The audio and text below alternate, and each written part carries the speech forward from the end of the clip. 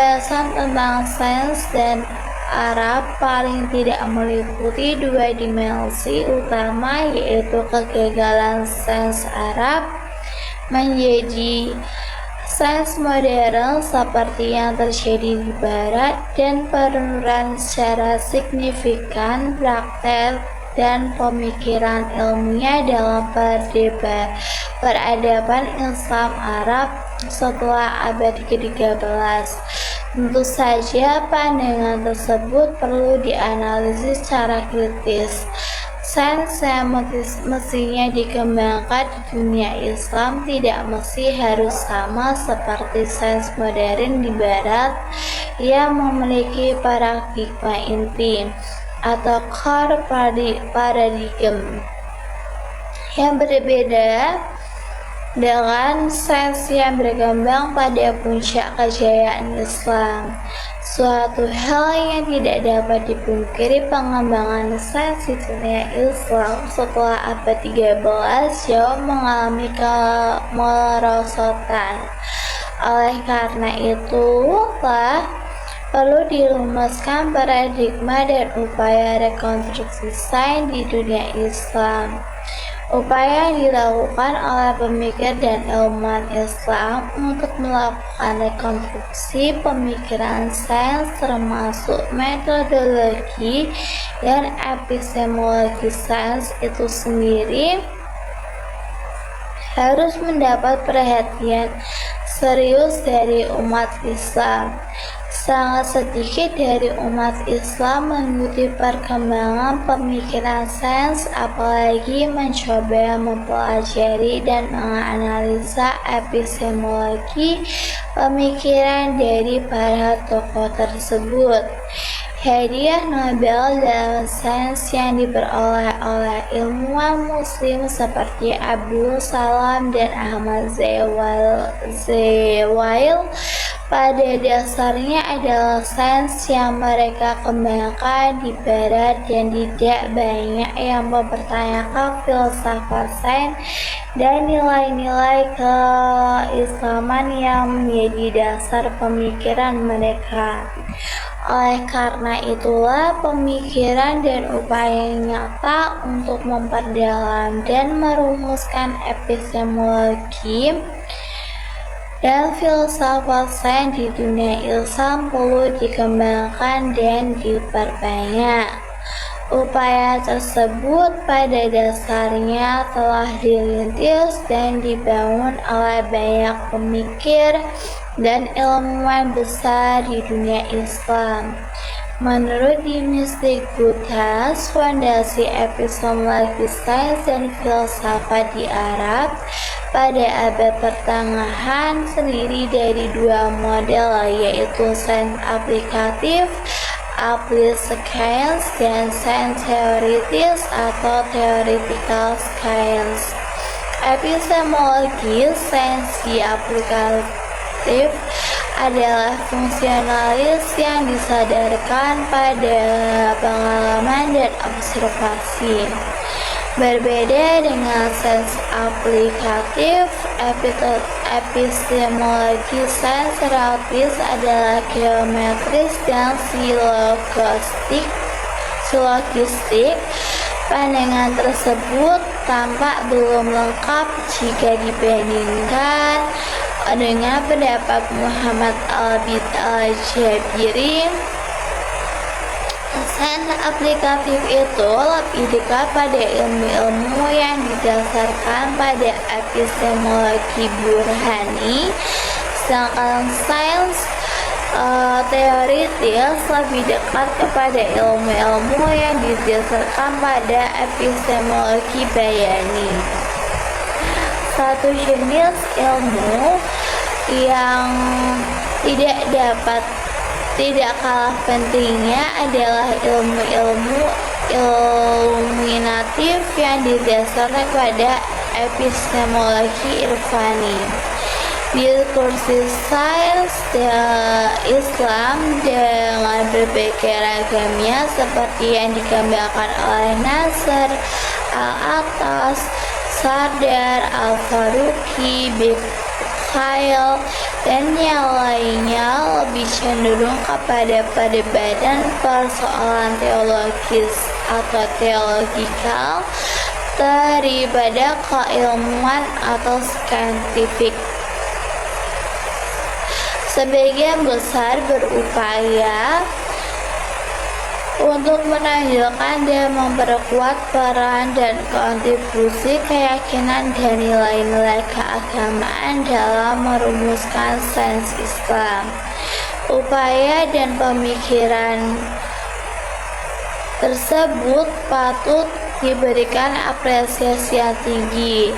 Terlepas dari hal tersebut, Irfan Habib mempertanyakan yang dibutuhkan umat Islam hanya konsep-konsep demikian. Ia berpandangan bahwa yang dibutuhkan umat Islam dewasa ini bukanlah sains Islam atau konsep-konsep keilmuan Islam lainnya yang bersifat eksklusif, tapi sains dalam perubahan Islam yang bersifat inklusif dan berkembang lintas perbedaan.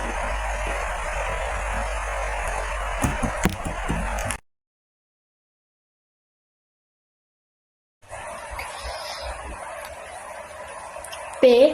Kritik dan pandangan Ghazali terhadap sains modern dan agama.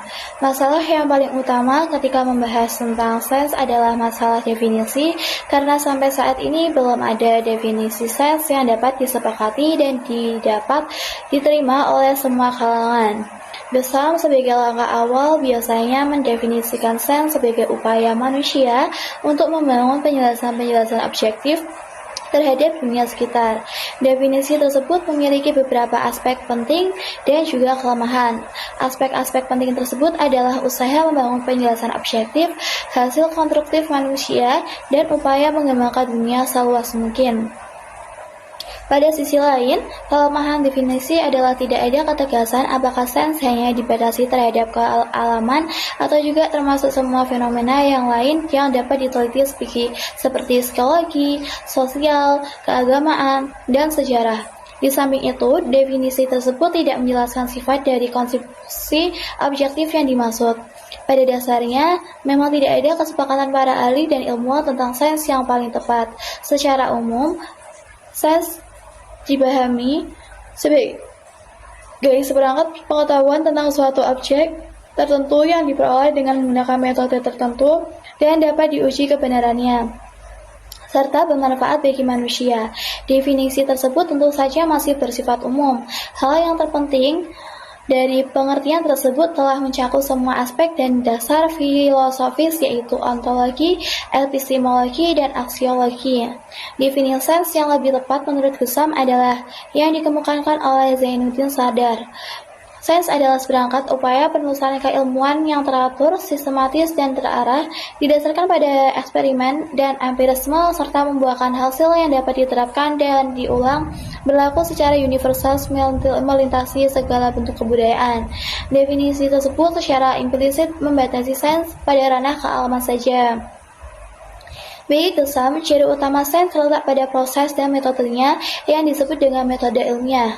Metode ilmiah meliputi observasi terhadap fenomena, mengkonstruksi secara mental penjelasan atau hipotesis, mengasumsikan penjelasan atau hipotesis tersebut sehingga dapat diuji dan diprediksi akan mengandung kebenaran serta menguji kebenaran hipotesis ataupun menggantinya dengan hasil yang baru serta melakukan percobaan dan observasi secara tepat. Langkah-langkah tersebut tidak sempurna karena mengabaikan unsur subjektivitas seperti manusia dalam mengkonstruksi hipotesis dan tidak menekankan bagaimana peran masyarakat ilmiah atau proses peer review. Pertanyaan berikutnya, apakah yang dimaksud sains dewasa ini adalah sains secara universal yang mencakup semua sains yang telah dikembangkan sejak masa klasik sampai semua sains yang telah dikembangkan secara masa klasik sampai sekarang dan mencakup semua budaya serta peradaban, atau yang dimaksud hanya sains modern yang dikembangkan oleh barat saja?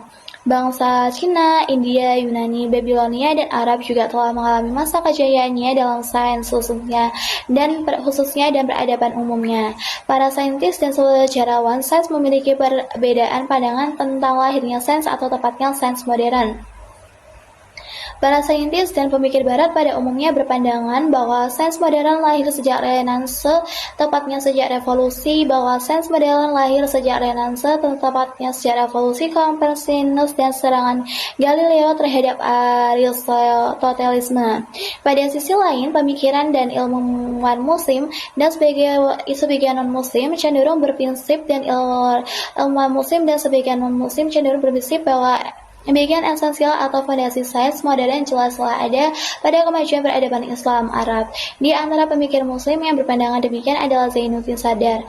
Menurut Sadar, umat Islam telah mengembangkan prinsip dan dasar sains modern karena hal tersebut bagian dari tuntunan ajaran Islam yang terdapat dalam Al-Quran.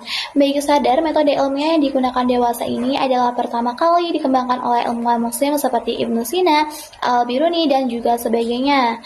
Mehdi Ghausani memandang sains modern merupakan warisan dari peradaban Islam. Ghazali mempertanyakan pandangan Sadar dan Ghausani tersebut karena hal tersebut melahirkan jenis lain standarisme budaya. Jika peradaban lain seperti peradaban Babilonia dan Cina dapat memberikan perkembangan sains pada masanya begitu pesat, maka tidak tertutup kemungkinan sains modern muncul pada masa kejayaan peradaban mereka.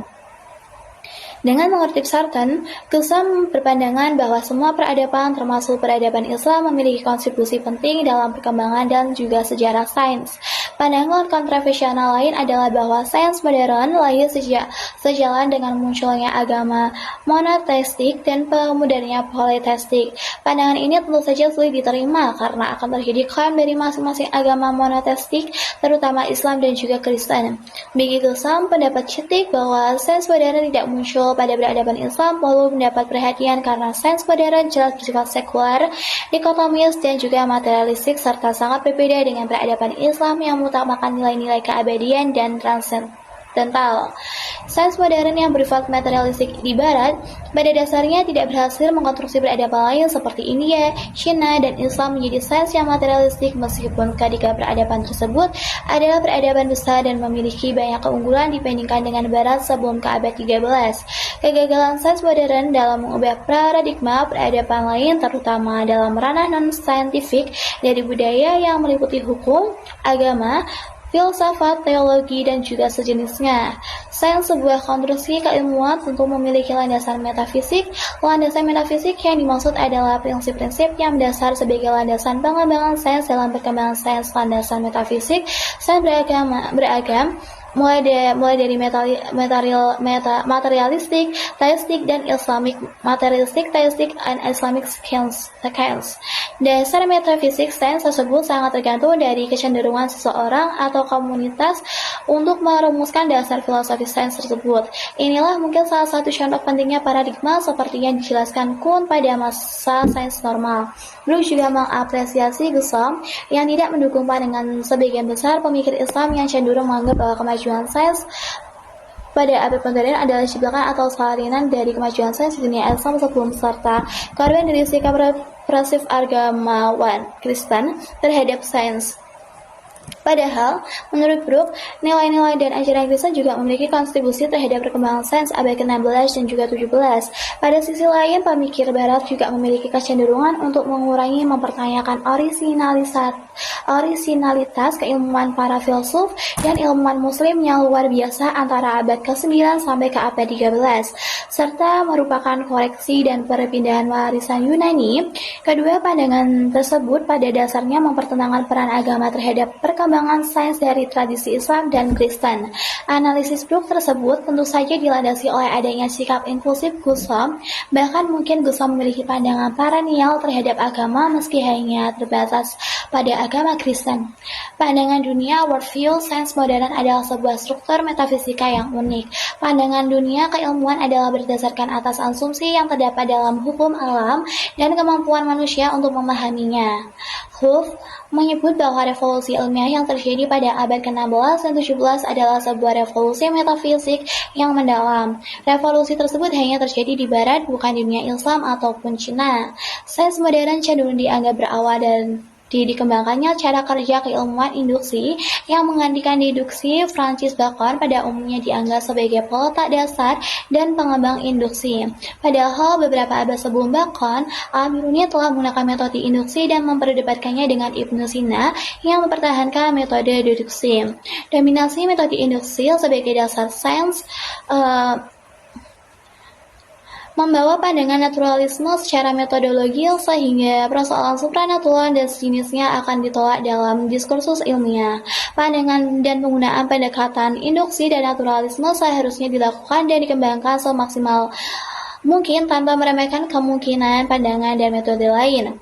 Gilson sangat mengapresiasi beberapa pandangan filsuf sains abad ke-20 yaitu Karl Popper, Thomas Kuhn, Imre Lakatos, dan Paul Feyerabend. Para ilmuwan dan filsuf tersebut telah memberikan kontribusi yang sangat penting dan berharga dalam diskursus sains khususnya cakupan dan batas keilmuan.